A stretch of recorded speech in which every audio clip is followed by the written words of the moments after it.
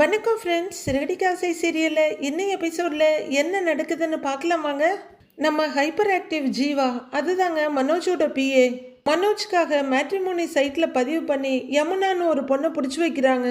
அந்த பொண்ணுக்கிட்ட பேசி அவங்களுக்கு அட்ரஸ் கொடுத்து ஷோரூம்க்கும் வர வச்சிடுறாங்க. மனோஜுக்கு ஏக சந்தோஷம். யமுனாவை ரிசீவ் பண்ணி உட்கார வச்சு சந்தோஷமாக பேசிகிட்டு இருக்காங்க. அவங்க நான் ரொம்ப ஸ்ட்ரைட் ஃபார்வேர்டு, என்னை பிடிச்சிருக்கான்னு கேட்க எனக்கு எப்படி சொல்கிறதுன்னு தெரியலங்கிறாரு மனோஜ். நான் உங்களை மாதிரிலாம் யோசிக்க மாட்டேன், நான் ஸ்ட்ரைட் ஃபார்வேர்டுன்னு சொல்ல எனக்கு அந்த மாதிரி பொண்ணுங்களை தான் பிடிக்கும், எனக்கு உங்களை பிடிச்சிருக்கு, உங்களுக்கு அப்படின்னு மனோஜ் கேட்க லுக் வைஸ் எனக்கு உங்களை ரொம்ப பிடிச்சிருக்கு, ஸ்மார்ட்டாக இருக்கீங்க அப்படின்னு யமுனா சொல்ல மனோஜ் ஏகத்துக்கு வைக்கப்படுறாரு. மெதுவா தேங்க்யூன்னு சொல்ல உடனே யமுனா என்னோட ஏஜ் 33ங்கிறாங்க. இதை கொஞ்சம் தள்ளி நின்று ஜீவாவும் சந்தோஷம் பார்த்துட்டு இருக்காங்க. ஒருத்தர் அப்பப்போ பார்த்துக்கிறாங்க. இவங்க ஏஜ் சொன்னதும் மனோஜ் உடனே அந்த பக்கம் திரும்பி ஜீவா ஏஜ் 32 தானே சொன்னாங்க அப்படின்னு மனோஜ் கேட்க கொஞ்சம் முன்னாடி வந்து ஆமாங்க பாஸுங்கிறாங்க ஜீவா. உடனே அந்த பொண்ணு யமுனாவும் மேட்ரிமோனியில் பதிவு பண்ணுறப்ப எனக்கு 32, இப்போ 33 ஆயிடுச்சு அப்படின்னு சொல்ல மனோஜோட முகம் அப்படியே வாடி போயிடுது. ஒரு வருஷமா மாப்பிள்ளை கிடைக்கலையா, அதுதான் இவ்வளவு வேகமா இருக்காளா அப்படின்னு மனசுக்குள்ள சொல்லிக்கிட்டே ஜீவா பக்கத்துல வந்து நிக்கிறாரு சந்தோஷ். ரொம்ப வருஷமா மாப்பிள்ளை பார்த்துட்டு இருக்கீங்களோன்னு மனோஜ் கேட்க இல்ல கொஞ்சம் வருஷமா தான் பாக்குறோம், அதுல ஒரு 4 கல்யாணம் கூட ஃபிக்ஸ் ஆகி கேன்சல் ஆகிடுச்சு அப்படின்னு சர்வ சாதாரணமா சொல்றாங்க யமுனா. மனோஜுக்கு இன்னும் கொஞ்சம் ஒரு மாதிரி ஆயிடுது. 4 தடவை கேன்சல் ஆயிடுச்சா? ஒரு தடவை கேன்சல் ஆகலாம், இல்ல 2 டைம்ஸ் கூட ஆகலாம். உங்களுக்கு 4 தடவை கேன்சல் ஆயிடுச்சுன்னு சொல்றீங்க அப்படின்னு மனோஜ் சொல்ல அதை ஏன் கேட்குறீங்க? கல்யாணத்துக்கு எல்லாமே கரெக்டாக தான் போயிட்டு இருந்தது, ஆனால் திடீர்னு மாப்பிள்ளையோட அப்பாவுக்கு ஹார்ட் அட்டாக் வந்து இறந்துட்டாரு அப்படின்னு யமுனா சொல்ல ஹார்ட் அட்டாக் கண்ணுக்கு தெரிகிற மாதிரி பார்க்குறாரு மனோஜ். ஜீவாவும் சந்தோஷம் கூட பயத்தோட ஒருத்தர் பார்த்துக்கிறாங்க. பயத்துல மனோஜோட இதயம் எக்குத்தப்பா தாளம் போடுது. அதனால மேரேஜ் கேன்சல் ஆயிடுச்சுங்கிறாங்க யமுனா. அடுத்த கல்யாணம் டேட் கூட ஃபிக்ஸ் ஆயிடுச்சு. கரெக்டா கல்யாணத்துக்கு ஒரு நாள் முன்னாடி ஃபுட் பாய்சன் ஆகி மாப்பிள்ளையோட அம்மா இறந்துட்டாங்க, அதனால அந்த கல்யாணமும் கேன்சல் ஆயிடுச்சு அப்படின்னு யமுனா சொல்லிக்கிட்டு இருக்க இவருக்கு பயமும் திகிலும் அப்படியே முகத்துல அப்பிக்கிட்டு இருக்கு. வித்தியாசமான பிஜிஎம். பயத்தோட அப்படியே மெல்லமா திரும்பி ஜீவாவையும் சந்தோஷையும் பாக்குறாரு. சந்தோஷம் ஜீவாவை என்னம்மா இதெல்லாங்கிற மாதிரி பார்க்க எனக்கு மட்டும் தெரியுமா என்னன்ற மாதிரி பார்த்துட்டு இருக்காங்க ஜீவா. இப்ப சந்தோஷ்கே ஒரு சுவாரஸ்யம் வந்துருது. மனோஜ் பக்கத்துல வந்து நின்னுட்டு அப்ப 3வதுன்னு கேக்குறாரு. மண்டபத்துல வச்சாதான் ஏதாவது பிரச்சனை ஆகுதுன்னு 3வது கல்யாணம் கோவில்ல வச்சோம், ஆனா அதே மாதிரி கல்யாணத்துக்கு முந்தின நாள் மாப்பிள்ளையோட ஃபேமிலி கோவிலுக்கு வரும்போது ஆக்சிடென்ட் ஆயிடுச்சு, மாப்பிள்ளையோட அம்மா அப்பா ஸ்பாட்லயே இறந்துட்டாங்க அப்படின்றாங்க யமுனா. கல்யாணத்துக்கு ஃபிக்ஸ் ஆனப்ப மாப்பிள்ளையோட அப்பா, செகண்ட் மேரேஜ் ஃபிக்ஸ் ஆனதுல மாப்பிள்ளையோட அம்மா, தேர்ட் மேரேஜ் ஃபிக்ஸ் ஆனதுல மாப்பிள்ளையோட அம்மா அப்பா 2 பேருமே, அப்போ 4th மேரேஜ்ல அப்படின்ற கேள்வி அவங்களுக்கு முன்னாடி நமக்கு வருது. அதனால அந்த கல்யாணமும் கேன்சல் ஆயிடுச்சு அப்படின்னு யமுனா சொல்ல மனோஜ் அப்படியே உறைஞ்சு போறாரு. ஜீவா எதுவுமே சொல்ல முடியாத பயத்துல மெதுவா மனோஜையும் சந்தோஷையும் மாறி மாறி பாக்குறாங்க. பார்க்கறதுக்காகவே காத்திருந்த மாதிரி சந்தோஷ் ஜீவாவை முறைச்சிட்டு இருக்காரு. 4வது மேரேஜ் எப்படி நின்றுச்சுன்னு கேட்க கூட தைரியம் இல்லாம 3 பேர் நின்றுட்டு இருக்க. அப்புறம் எங்க வீட்டில் ஒன்று டிசைட் பண்ணாங்க, இனிமே எனக்கு பார்க்க போற மாப்பிள்ளைக்கு அம்மா அப்பா 2 பேருமே இருக்கக்கூடாதுன்னு முடிவு பண்ணாங்க. ஒரு மாப்பிள்ளையும் பார்த்தோம், எல்லாத்தையும் ஃபிக்ஸ் பண்ணிட்டோம். மாப்பிள்ளை ஒர்க் ப்ரெஷரால கல்யாணத்துக்கு ஒரு வாரத்துக்கு முன்னாடியே மாடியிலேருந்து கீழே குதிச்சு போய் சேர்ந்துட்டாரு அப்படின்னு யமுனா சொல்ல பிஜிஎம் சுத்தமா மாறிடுது. மனோஜ் அப்படியே மெதுவா எழுந்திருக்கிறாரு அவரோட சேரை விட்டு. அவங்க 2 பேரும் பயத்துல அப்படியே பார்த்துட்டு இருக்க அதெல்லாம் கண்டுக்காத யமுனா, அதனால நான் இப்போ ஒரு முடிவுக்கு வந்திருக்கேன் அப்படின்னு சொல்ல ஐயோ அப்படின்னு பயத்தோடு நிக்கிறாங்க 3 பேரும். என்ன முடிவு அப்படின்னு மெதுவா சந்தோஷ் கேட்க ஒருவேளை எங்க 2 பேருக்கும் பிடிச்சிருந்தா கல்யாணத்துக்கு பத்திரிக்கை எல்லாம் அடிச்சு எல்லாரையும் கூப்பிட்டு கிராண்டா பண்ணாம சிம்பிளா ரெஜிஸ்டர் ஆபீஸ்லயே பார்த்து கல்யாணத்தை முடிச்சுக்கலான்னு முடிவு பண்ணியிருக்கேன் அப்படின்னு யமுனா சொல்ல எதுக்கு என்ன போட்டு தள்ளுறதுக்கா அப்படின்னு மனோஜோட மைண்ட் வாய்ஸ் கேக்குது. அவர் அப்படியே பயத்துல உறைஞ்சு போய் நிக்கிறாரு. சந்தோஷ் ஜீவா 2 பேரும் கஷ்டப்பட்டு எச்சில் முழுங்கிட்டு நிக்கிறாங்க. 3 பேரையும் ஒரு பார்வை பார்த்துட்டு எழுந்து நிக்கிற யமுனா இதுக்கு மேல ஃபர்தராலாம் நான் உங்ககிட்ட எந்த கேள்வியும் கேட்க போறது இல்ல, உங்க பாஸ்ட் லைஃபை பத்தி எல்லாம் எனக்கு எந்த கவலையும் இல்ல, உங்க முடிவு என்னன்னு சொல்லுங்க அப்படின்னு யமுனா ஸ்ட்ரைட்டாவே கேட்டுட எனக்கு கொஞ்சம் டைம் வேணுங்கிறாரு மனோஜ். எதுக்குன்னு கேக்குறாங்க யமுனா. இல்ல அம்மா அப்பா எல்லாம் உயிரோட தான் இருக்காங்க, அவங்க கிட்ட டிஸ்கஸ் பண்ணிட்டு சொல்றேனே அப்படின்னு மனோஜ் சொல்ல, சரி ஓகே, நான் உங்ககிட்ட இருந்து நல்ல பதில் வரும்னு எதிர்பார்க்குறேன், அப்ப நான் கிளம்புறேன் அப்படிங்கிற யமுனா சிரிப்போட பாய் மனோஜுங்கிறாங்க. கை கொடுத்தாலே இல்ல கையாட்டினாலா கூட ஏதாவது வந்துருமோன்ற பயத்துல மனோஜ் வாயவே திறக்காம கை கூப்பி நிக்கிறாரு. ஏதோ நிக்க வச்ச சில மாதிரி அப்படியே நின்றுட்டு இருந்தவரு அப்படியே சரிஞ்சு சேர்ல உட்கார சேர் டொப்புன்னு பயங்கரமா சத்தம் போடுது. வெளியே போயிட்டு இருந்த யமுனாவையே ஜீவாவும் சந்தோஷம் பார்த்துட்டு இருந்தவங்க சத்தம் கேட்டு படக்குன்னு திரும்பி பார்க்க அங்க மனோஜ் இப்ப டெட் பாடி மாதிரி உட்கார்ந்து இருக்காரு. ஜீவா மெதுவா பாஸ்னு கூப்பிட அப்பதான் அவருக்கு சொரணைய வருது. டென்ஷன் ஆகி முன்னாடி இருக்க ஒரு ஃபைல தூக்கி படக்குன்னு அடிச்சிட்டு, ஏய் எனக்கு பொண்ணு பார்க்க சொன்னா என்னை ஒரேடியா அனுப்ப பாக்குறியா அப்படிங்கிறாரு. இல்ல பாஸ், அது வந்துங்கிறாங்க ஜீவா. சந்தோஷ் குறுக்க வந்து, இவளுக்கு யமுனான்னு பேர் வச்சதுக்கு பதிலா யமனான்னு பேர் வச்சிருக்கலாம், இத்தனை பேரை போட்டு தள்ளி இருக்கா அப்படிங்கிற சந்தோஷ் பேசாம இந்த பொண்ணைய கல்யாணம் பண்ணிக்கன்றாரு. மனோஜ் லைட்டா திரும்பி சைடு பார்வை பார்த்துட்டு, ஏன் இந்த ஷோரூமை நீங்களே எடுத்துக்கலான்னு இருக்கீங்களா அப்படிங்கிறாரு மனோஜ். அட அது இல்லப்பா, 4 திருஷ்டி கழிஞ்சு உனக்கு ஒரு வேளை ஓகே ஆகலாம்ல அப்படின்னு சந்தோஷ் சொல்ல, ஒன்னும் ஆக வேண்டாம். இதோ பார் ஜீவா, இனிமே இது மாதிரி மேட்ரிமோனில யாராவது பேசினாங்கன்னா அவங்கள பத்தின ஃபுல் டீடைல்ஸ் நீயே கேட்டுக்க, எதுவும் பிரச்சனை இல்லைன்னா என்கிட்ட வந்து சொல்லு அப்படின்னு மனோஜ் பயத்தோடையும் அப்செட்டோடையும் சொல்றாரு. ஓகே பாஸ், இனிமே எல்லா டீட்டெயில்ஸையும் கேட்டுக்கிட்டு அதுக்கப்புறம் உங்களை வந்து பார்க்க சொல்றேன் அப்படின்னு ஜீவா சொல்ல, மனோஜ் கண்ணாடியை கழட்டி அப்படியே மேல டேபிள்ல வச்சுட்டு, இவ கதையை கேட்டதான் ஒரே தலைவலியா இருக்கு அப்படின்னு தலையை லைட்டா தேய்ச்சி விட்டுட்டு உட்கார்ந்து இருக்காரு.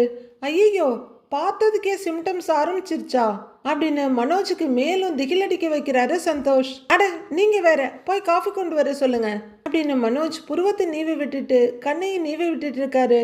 மீனா அவங்க எலக்ட்ரிக் ஸ்கூட்டரை கொண்டு வந்து ஒரு இடத்துல பார்க் பண்றாங்க. அவங்க நிறுத்த பின்னாடி இருந்து ஜங்குன்னு குதிக்கிறாங்க ஸ்ருதி. அங்க நிறுத்திட்டு வாங்க மீனான்னு அவங்க சொல்ல, மீனா வண்டியை நிறுத்த போறாங்க. வெயில் கண்ணை கோசுது போல முகத்துக்கு முன்னாடி கைய வச்சுட்டு ஸ்ருதி எங்கேயோ பார்த்துட்டு இருக்காங்க. வண்டியை லாக் பண்ணிட்டு வர மீனா, ஸ்ருதி வெயில் ஜாஸ்தியா இருக்கு, நாம போய் ஜூஸ் குடிச்சிட்டு வரலாமான்னு கேக்குறாங்க. போலாங்கிறாங்க ஸ்ருதி. வாங்கன்னு மீனா ஒரு காஃபி ஷாப்குள்ள வர ஸ்ருதியும் கூடவே வர்றாங்க. ஒரு டேபிள் பிடிச்சி 2 பேருமே உட்கார ஒரு வெயிட்டர் வந்து, மேடம் என்ன மேடம் சாப்பிட்றீங்கன்னு கேட்குறாரு. மாதுளை ஜூஸ்னு ஸ்ருதி சொல்ல, 2 மாதுளம் ஜூஸ் அப்படின்றாங்க மீனாவும். சரிங்க மேடம், போட்டு எடுத்துட்டு வந்துடுறேன்னு உள்ளர போறாரு அவரு. அப்போ மீனாவோட மொபைல்ல இருந்து டொடங்னு ஒரு சவுண்ட் வர பர்ஸ்ல இருந்து எடுத்து பாக்குறாங்க. லாக் ஸ்கிரீன் விலகி அவங்களோட ஸ்கூட்டர் அதுல தெரியுது. அதே நேரம் வெளியே ஒருத்தர் பார்க்கிங்காக மீனாவோட ஸ்கூட்டர் நகர்த்தி வச்சிட்டு இருக்காரு. அதுல ஒரு பக்கம் லைட்டும் எரிஞ்சிட்டு இருக்கு. உடனே மொபைல பாக்குற மீனா, ஸ்ருதி நம்ம ஸ்கூட்டரை யாரோ நகர்த்த பாக்குறாங்க அப்படின்னு சொல்ல, அப்படியா வாங்க உடனே போய் பாப்போங்கிறாங்க ஸ்ருதி. 2 பேரும் எழுந்து வந்து பார்க்க அங்க ஒருத்தர் ஸ்கூட்டரை நகர்த்திட்டு இருக்காரு. 2 பேரும் அதை பார்த்துட்டு கொஞ்சம் வேகமா வந்து, ஏங்க என்ன பண்ணிட்டு இருக்கீங்க அப்படின்னு ஸ்கூட்டரை கொஞ்சம் ஒதுக்கி நிறுத்திட்டு என்னோட வண்டி கிட்ட போன அந்த நபரை பார்த்து கேக்குறாங்க மீனா. சாரி மேடம், என்னோட வண்டியை பார்க் பண்ணணும், அதனால உங்க வண்டியை தள்ளி வச்சேன் அப்படின்னு சொல்லிட்டு அவர் உருவாக்குன கேப்ல அவரோட வண்டியை நகர்த்தி நிறுத்த போறாரு. மீனாவும் அவங்க வண்டி கரெக்டா சைட் லாக் ஆயிருக்கான்னு செக் பண்ணிக்கிறாங்க. வண்டி பெர்ஃபெக்டா இருக்கு. அப்பாடா, இந்த ஃபீச்சருக்கு தேங்க்ஸ் கடவுளேங்கிறாங்க. அதுக்குள்ள வண்டியை மட்டும் ஸ்கிரீன்ல 4 தடவை காட்டிடுறாங்க. மீனா சிரிச்சுக்கிட்டே வந்து அந்த பிக்க ஸ்ருதி கிட்ட காமிக்க, இந்த ஃபீச்சர் ரொம்ப நல்லா இருக்கே மீனா அப்படின்னு கேட்க, ஆமா ஸ்ருதி, இதுதான் ஏத்தரிஸ்டாவோட best safe and theft control feature. யாராவது நம்ம ஸ்கூட்டரை கொஞ்சம் நகர்த்தினாலே எனக்கு உடனே அலர்ட் வந்துருங்கிறாங்க மீனா. உடனே வான்னு ஆச்சரியமா கேக்குறாங்க ஸ்ருதி. ஆமா இன்ஸ்டன்டாங்கிறாங்க மீனா. 2 பேரும் அங்கே நின்று வண்டியவே கொஞ்சம் ரசிச்சு பார்த்துட்டு இருக்காங்க.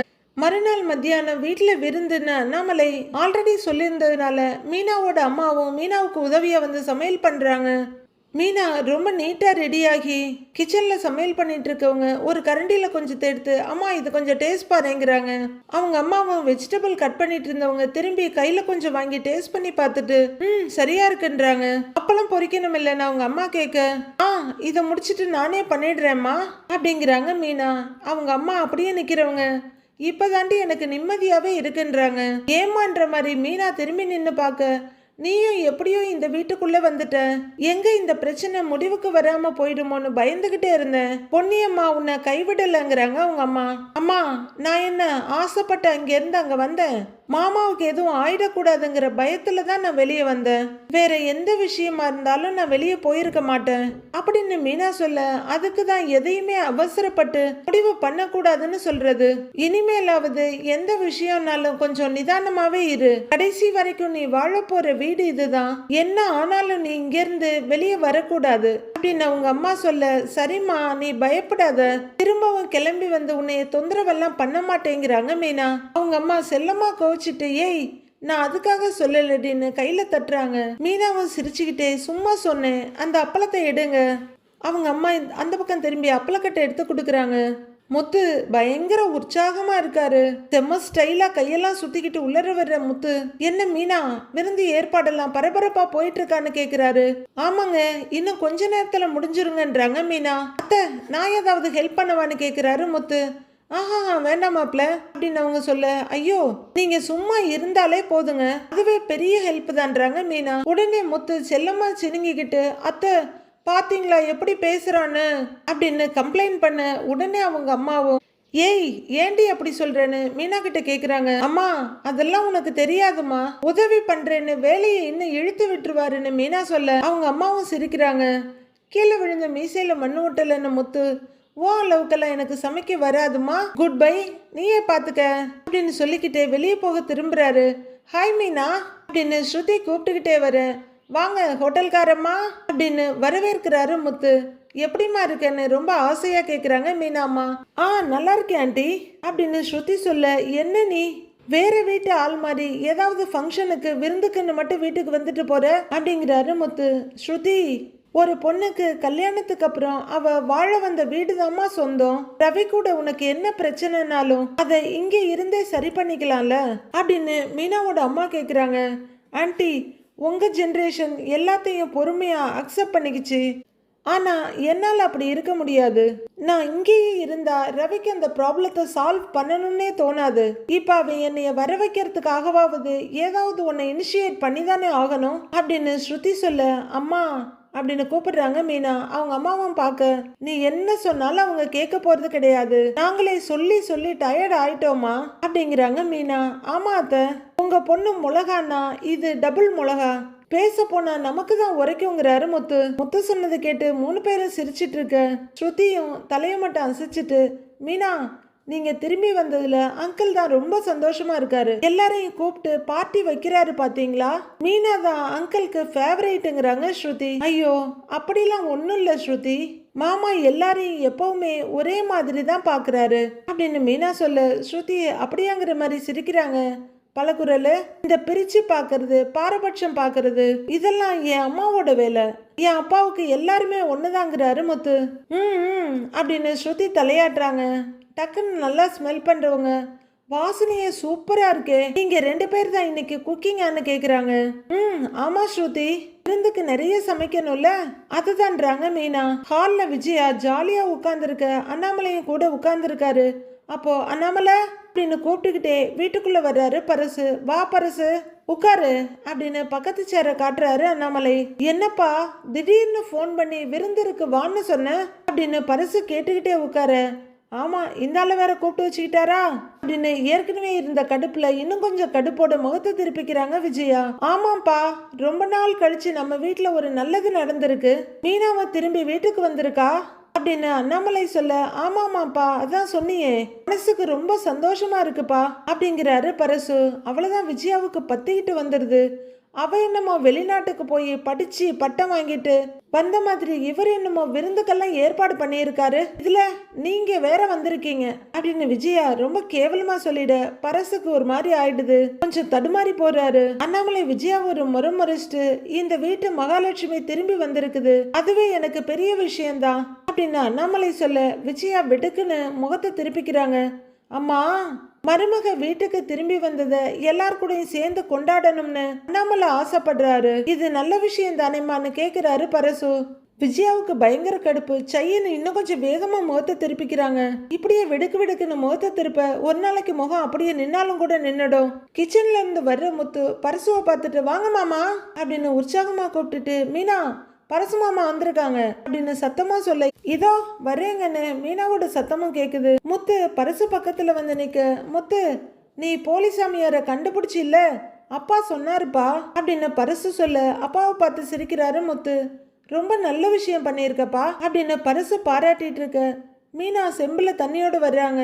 எல்லாம் மீனாவோட ஐடியா தான் மாமா அப்படின்னு முத்து சொல்ல, மீனா வந்து தண்ணியை கொடுத்து வாங்க அங்கிள்னு பரசுவை வரவேற்கிறாங்க. அவரும் தண்ணியை வாங்கி குடிச்சிட்டு டீப்பாய் மேல வச்சுட்டு, மீனா அண்ணாமலைக்கு ஏதாவது ஆயிடுமோன்னு பயந்து தானே நீ வீட்டை விட்டு போன.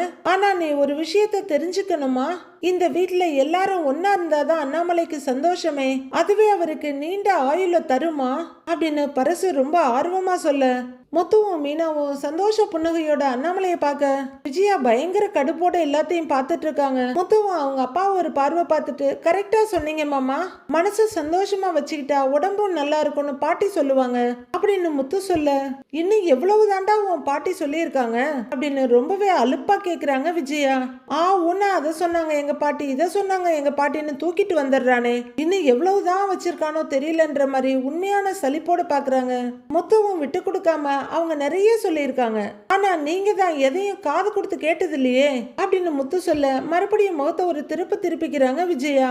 அப்போ அக்கா அப்படின்னு சத்தம் கேட்க மீனா திரும்பி பார்க்கறாங்க. சீதா வந்திருக்காங்க, கூடவே சத்யாவும் வராரு. வா சீதா, வா சத்யா அப்படின்னு மீனா முன்னாடி போக, வாங்க என்ன 2 பேர் லேட்டா வந்திருக்கீங்க அப்படின்னு முத்து வந்து நின்று கேட்கிறாரு. ஹாஸ்பிட்டல் போயிட்டு பெர்மிஷன் சொல்லிட்டு வந்தேன் மாமா அப்படின்னு சீதா சொல்ல, இதோ இவளால தாங்கிறாரு சத்யா. அவங்க அம்மாவும் ரொம்ப ஆர்வமா கிச்சன்ல இருந்து வேலை செய்யறத விட்டுட்டு, சீதா சீதான் வந்து ரிசீவ் பண்ணிட்டு இருக்காங்க. கூடவே ஸ்ருதியும் வர்றாங்க. நீ முன்னாடியே வந்துட்டியாம்மா அப்படின்னு சீதா கேட்ட அவங்க அம்மா அப்படிங்கிறாங்க. ஹாய் சீதா அப்படின்னு ஸ்ருதி கையை கொடுக்க, ஹாய் ஸ்ருதி எப்படி இருக்கீங்கன்னு சீதாவும் கேக்குறாங்க. ஐ எம் குட் அப்படின்னு ஸ்ருதி சொல்லிட்டு இருக்காங்க. சீதா வீட்டில் இருக்க பிரச்சனையெல்லாம் சரியாயிடுச்சாமா அப்படின்னு அண்ணாமலை கேட்க, கொஞ்சம் கவனிக்காம இருந்த சீதா என்னமாமான்னு கொஞ்சம் முன்னாடி வந்து கேக்குறாங்க. மா செயின் திருட்டு போனதுனால உனக்கும் அருணுக்கும் பிரச்சனையா இருந்ததுல, இப்ப காம்ப்ரமைஸ் ஆயிட்டாரா அப்படின்னு அண்ணாமலை கேட்க, சீதாவால உண்மையும் சொல்ல முடியல பொய்யையும் சொல்ல முடியல, அதனால கொஞ்சம் மழுப்பி சமாதானம் ஆயிட்டாரு மாமா, மன்னிப்பு கூட கேட்டாரு அப்படின்னு சீதா சொல்ல, அத நம்பிட்டு இருக்காங்க ஸ்ருதி. ஆனா மீனா கொஞ்சம் குறுகுறுன்னு பாத்துட்டு இருக்காங்க. இப்போ ரவியும் அங்க வந்து நிக்கிறாரு. அதுக்கு முதல்ல எதுக்கு வெளியே அனுப்பணும், அப்பவே நான் போய் அவரை கேட்கணும்னு தான் இருந்தேன், உன் அக்கா தான் தடுத்துட்டா. அது மட்டும் இல்லாம உன் புருஷனை தான் ஏதாவது சொன்ன உனக்கு கோவம் பொத்துக்கிட்டு வந்துருமே அப்படின்னு முத்து சொல்ல, சீதா கொஞ்சம் டிஸ்கம்ஃபர்ட் ஃபீல் பண்றாங்க. டேய் இத பாருடா, என்னைக்குமே ஒரு பொண்டாட்டி புருஷனை விட்டு கொடுக்க மாட்டா, எப்படியோ பிரச்சனை முடிஞ்சது இல்லைங்கிறாரு அண்ணாமலை. எல்லாரும் என்ன பேசுறதுன்னு தெரியாம அமைதியா நின்னுட்டு இருக்காங்க. அப்போ அடுத்த வரவு நம்ம பார்வதி விஜயான்னு கூப்பிட்டுட்டு வர்றாங்க. இப்பதான் விஜயா முகத்துல கொஞ்சம் உயிர் வந்தா மாதிரி இருக்கு. வா பார்வதி அப்படின்னு விஜயா துள்ளி குதிச்சு எந்திரிக்க, அத்தை வாங்கத்த அப்படின்னு முத்துவும் வரவேற்கிறாரு. என்ன திடீர்னு வந்திருக்க அப்படின்னு விஜயா ரொம்ப ஆர்வமா கேட்க, அதான் உங்க வீட்டுல விருந்து இருக்குல்ல, நீ தான் என்ன கூப்பிடல, அண்ணன் தான் என்ன போன் பண்ணி கூப்பிட்டாருங்கிறாங்க பார்வதி. இதுக்கு தான் வந்திருக்கியான்ற மாதிரி பயங்கர வெறுப்போட திரும்புற விஜயா, ஆமா இவருக்கு தான் வேற வேலை இல்ல, எல்லாரையும் கூப்பிட்டு இருப்பாரு அப்படின்னு சிடிச்செடுத்துட்டு வா உட்காருன்னு கூட சொல்லாம போய் ஜம்முன்னு உட்கார்ந்துக்கிறாங்க விஜயா. நல்ல விஷயம் தானே பண்ணியிருக்காரு, மருமக வீட்டுக்கு வந்ததை சந்தோஷமா கொண்டாடுறதுக்கு ஒரு நல்ல மனசு வேணும் அப்படின்னு விஜயாவுக்கு சரியா பதிலடி கொடுத்துட்டு பார்வதியும் பக்கத்துல உட்கார்றாங்க. நீமா இப்படி பேசிட்டு இருக்கிற அப்படின்ற மாதிரி விஜயா பார்வதியை முறைக்க, பார்வதி இப்பெல்லாம் ஐ டோன்ட் கேர் விஜயா அப்படின்ற மாதிரி தான் இருக்காங்க. அத்தை அது என் அப்பாவுக்கு நிறையவே இருக்கு, மற்றவங்கள மாதிரி எப்படா வீட்டுல இருக்கவங்கள வெளியே விரட்டலான்லாம் அவர் யோசிக்க மாட்டாரு அப்படின்னு முத்து சொல்ல, ஏண்டா அவளே கொதிச்சுட்டு இருக்கிறா, நீ சும்மா இருக்க மாட்டியான்னு அண்ணாமலை பாக்குறாரு. அம்மா உன்னதாமா அவன் இன்டைரக்டா சொல்றாங்கிறாரு மனோஜ். ஏய் நான் சொல்றது அம்மாவுக்கே தெரியும்டா, நீ வேற தனியா போட்டு கொடுக்குறியாக்கும் அப்படின்னு முத்து மனோஜுக்கு பல்பு கொடுத்துடுறாரு. அண்ணாமலை எல்லாரையும் ஒரு பார்வை பார்த்துட்டு, இப்படி எல்லாருமே ஒன்னா இருந்து ரொம்ப நாள் ஆயிப்போச்சு, இன்னைக்கு எல்லாருமே மீனா கையால பரிமாறி உட்காந்து சாப்பிட போறோங்கிறாரு அவரு. அப்பா அவங்க அம்மா வீட்டுக்கு போனாலும் நமக்கு சமைச்சு கொடுத்துட்டு தான்ப்பா இருந்தா, மீனா எங்க இருந்தாலும் அவ மனசெல்லாம் இந்த வீட்டை சுத்தி தான்ப்பா இருக்கும் அப்படின்னு முத்து சொல்ல, அது மீனாவோட நல்ல குணம்பா. இந்த வீட்டுக்கு மீனா ஸ்ருதின்னு நல்ல மருமகள்ங்க அமைஞ்சிருக்காங்க. ஆனா ரோஹிணி மட்டும்தான் இந்த வீட்டுல வித்தியாசமா வந்து சேர்ந்தா அப்படின்றாங்க பார்வதி. அத்தை, மீனாவை அப்பா தான் இந்த வீட்டுக்கு கூட்டிட்டு வந்தாரு. பல குரல ரவி கூட்டிட்டு வந்தா. ஆனா அந்த பார்லர் அம்மாவை அம்மா தான் தேடி பிடிச்சி கூட்டிட்டு வந்தாங்க அப்படின்னு முத்து சொல்ல, டென்ஷன்ல இருக்க விஜயா படார்னு வெடிக்கிறாங்க. அது என் தலை விதி, அவளை நான் நல்லவன்னு நினைச்சேன் அப்படின்னு விஜயா கத்த. நல்லவன்னு நினைக்கல, பணக்காரின்னு நினைச்சேன் அப்படின்னு திருத்தம் பண்றாங்க பார்வதி. ஏய் பார்வதி, வாய் வச்சுட்டு சும்மா இருக்க மாட்டியா நீயும் அப்படிங்கிற மாதிரி விஜயா முறைக்க, அண்ணாமலை விஜயா பக்கம் திரும்பி, பணத்தை பார்த்து வர்ற உறவெல்லாம் நிலைக்காது, நல்ல குணமும் மனசும் இருக்கிற உறவு தான் எப்பவுமே கடைசி வரைக்கும் கூட வரும் அப்படிங்கிறாரு அண்ணாமலை. நீங்க பெருமைப்பட்டுக்காதீங்க, மனோஜுக்கு ஒரு நல்ல பொண்ணு நான் தேடி கண்டுபிடிப்பேங்கிறாங்க விஜயா. உடனே ஸ்ருதிக்கு பயங்கரமா சிரிப்பு வந்துருது. ஆன்ட்டி, அதுதான் நீங்க பாக்குற பொண்ணெல்லாம் மனோஜுக்கு சிஸ்டர் ஆயிடுறாங்களே ஆன்ட்டி அப்படின்னு சொல்ல, மீனா சீதா அப்படின்னு 2 பேரும் சிரிக்க எல்லாருமே சிரிக்கிறாங்க. விஜயாவும் மனோஜும் பயங்கர கோவத்தோட பாக்குறாங்க. இதை கேட்டு முத்துவும் கலகலன்னு சிரிக்க, கூடவே ரவியும் சேர்ந்துக்கிறாரு. பார்வதியும் ஜாலியா என்ஜாய் பண்ணி சிரிச்சிட்டு இருக்காங்க. அம்மா, அடுத்த தடவை பொண்ணு பார்க்கும் போது அவங்க நம்ம சொந்தக்காரங்களான்னு விசாரிச்சுக்கங்க அப்படின்னு ரவி சொல்ல, ஆமா ஆமாண்டா கரெக்ட் தான், இல்லன்னா இவனுக்கு பொண்டாட்டி வர்றதுக்குள்ள எங்களுக்கு அக்காங்க தங்கச்சிங்க வந்துகிட்டே இருப்பாங்க போல அப்படின்னு முத்து கலகலன்னு சிரிக்கிறாரு. டேய் அப்படின்னு பல்ல கடிச்சிட்டு மிரட்டுறாங்க விஜயா. எல்லாருமே சிரிப்பை அடக்கிக்கிட்டு ஆனா நம்மகிட்ட சிரிப்போட நிக்கிறாங்க. மனோஜ் முகம் அவமானத்தால ரொம்பவே கன்றி போயிடுது. அடுத்து சார்னு ஒரு சத்தம் வாசப்படியில கேட்க எல்லாருமே ஆர்வமா திரும்ப, நாமளும் திரும்புறோம். ஆனா அவங்கள விட நமக்கு தான் அதிர்ச்சி ரொம்ப ஜாஸ்தியா இருக்கு. ஏன்னா அங்க 2 கான்ஸ்டபிளும் ஒரு ஆளும் நிக்கிறாங்க. எல்லாரும் திகச்ச முகத்தோட பார்த்துட்டு எழுந்து நிக்கிறாங்க.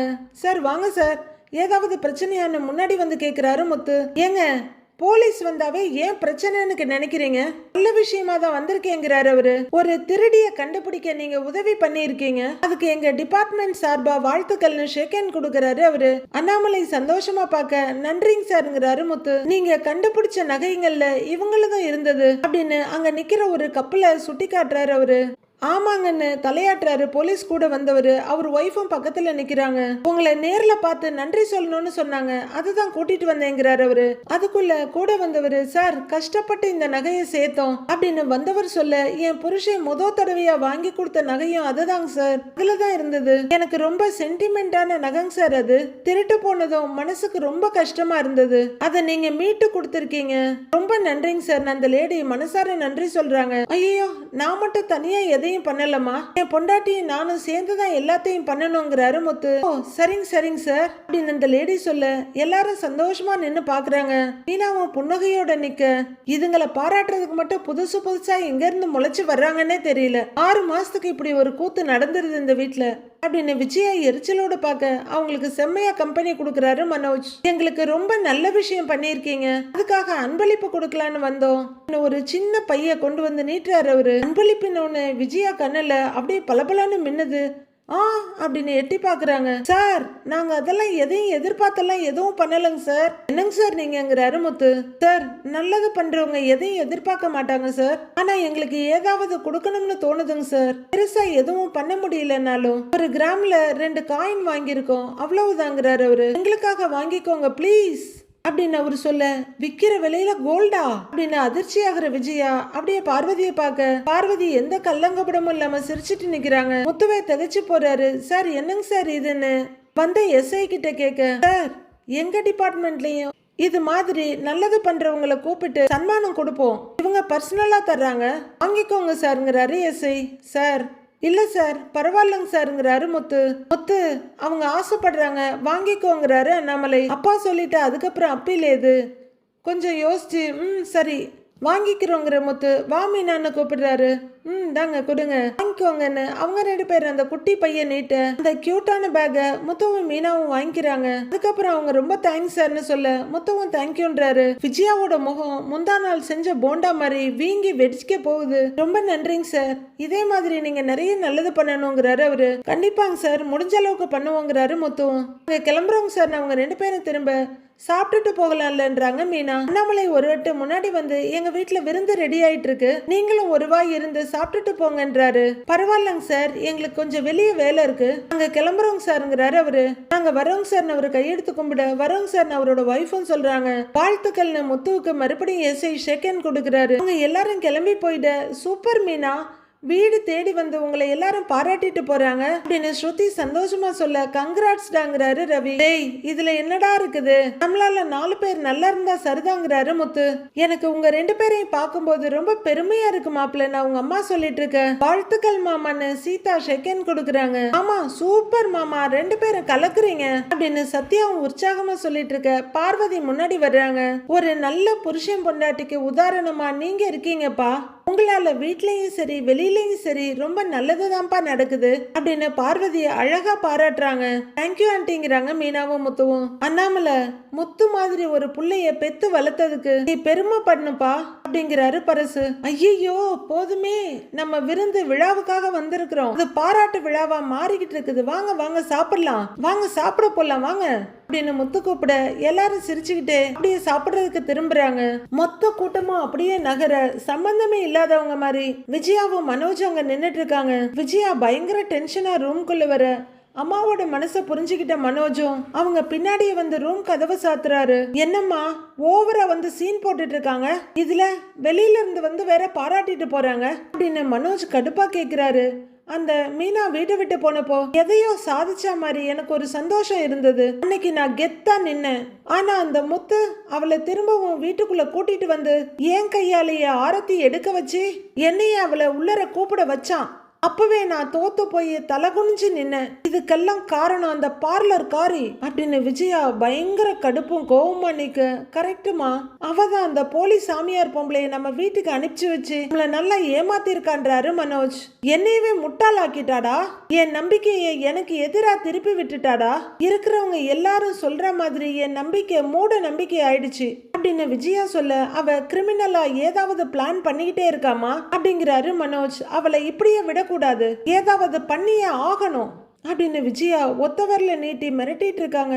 அததாம்மா நானும் யோசிக்கிறேன் அப்படின்னு மனோஜ் சொல்ல பயங்கர வெறியோட நிக்கிறாங்க விஜயா. இப்போ பார்லர் அம்மாவை மட்டும் பார்த்தாங்க கழுத்துல கடிச்சு ரத்தத்தை உறிஞ்சு எடுத்துருவாங்க போல இருக்காங்க. யோசிச்சுட்டு இருக்க மனோஜ், அம்மா ரோஹிணி என்ன பண்ணலான்னு ஒரு ஐடியா வந்துருச்சுங்கிறாரு. என்ன ஐடியா அப்படின்னு விஜயா கேட்க அதை நான் பிளான் பண்ணிட்டு சொல்றேங்கிறாரு மனோஜ்.